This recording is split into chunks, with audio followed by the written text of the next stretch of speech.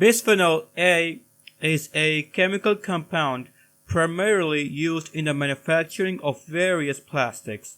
It is a colorless solid which is soluble in most common organic solvents, but has very poor solubility in water. BPA is produced on an industrial scale by the condensation reaction of phenol and acetone. Global production in 2022 was estimated to be in the region of 10 million tons. BPA is a synthetic compound derived in the late 1800s. It is commonly used in plastics, lining of canned foods, CDs, sunglasses, and in its most potent form, thermal receipts.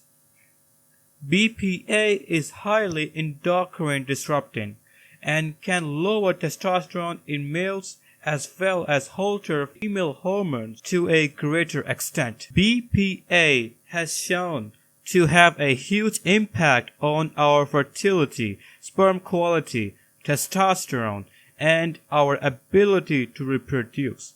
As BPA lowers testosterone, the male hormone that's pretty much needed to make a man, the person's cortisol levels can increase and the person can have much more stress and much less motivation to work, as well as low sex drive thanks to, you guessed it, low testosterone. And because of low testosterone, a man can have slow or almost no muscle growth and have bad mental health as well, as it ruins sleep. As said earlier, BPA can screw your fertility levels. A multiple linear regression analysis identified a positive association between the urinary concentration of bisphenol, a 25th to 50th percentile, and total sperm sex chromosome disomy. Also, when modeled as continuous variable, urinary BPA concentration increased total sperm sex chromosome disomy. Urinary concentration of BPA also increased the percentage of immature sperm and decreased motility. Some other harmful effects of BPA are: it regulates estrogen receptor dependent gene expression, it influences intracellular signaling, and it regulates growth and oncotic cell death via rapid stimulation of ERK power 1/2 signaling. But that's all for men. What about women? If it's about testosterone, then women shouldn't be too bothered, right? Unfortunately, that's not the case. Physiologically relevant concentration of BPA and E2 promote arrhythmias in a female-specific manner in rat hearts.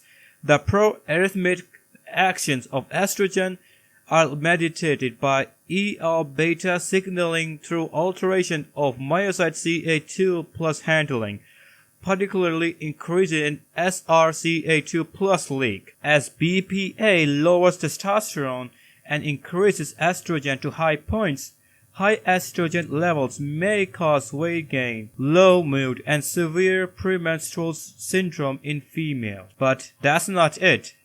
The relationship between BPA-CP and fetal growth was sensitive to the number of BPA measurements per woman.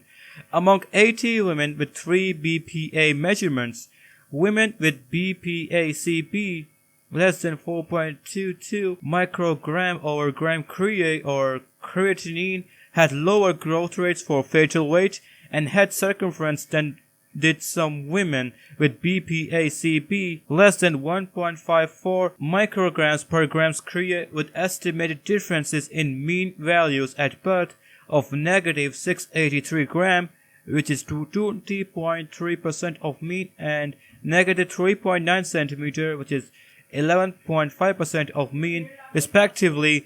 When fewer measurements were available per woman, the exposure to response relationship became progressively attenuated and statistically non-significant. Bisphenol A at low environmentally relevant levels can also transfer across the human placenta, causing the baby to be already born with problems. While one should be advised to avoid plastic food containers, cups, utensils, receipts contain the most BPA by far. Just by touching a receipt, you will absorb more BPA than if you drank from a plastic water bottle for years. As John Warner, PhD, president of the Warner Babcock Institute for Green Chemistry said, there is more BPA in a single thermal paper receipt than the total amount that would leach out from a polycarbonate water bottle used for many years. BPA is in every plastic you have, even the chair you are sitting on, the phone you are holding, the plate which has your food, and the water bottle through which you are drinking, and the glasses structure of the glasses that you may be wearing. But what if we use a BPA-free product?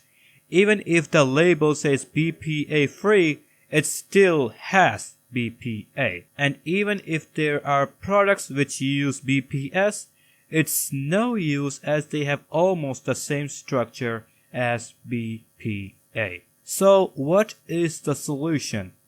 The solution is to avoid plastic, use glass and metal.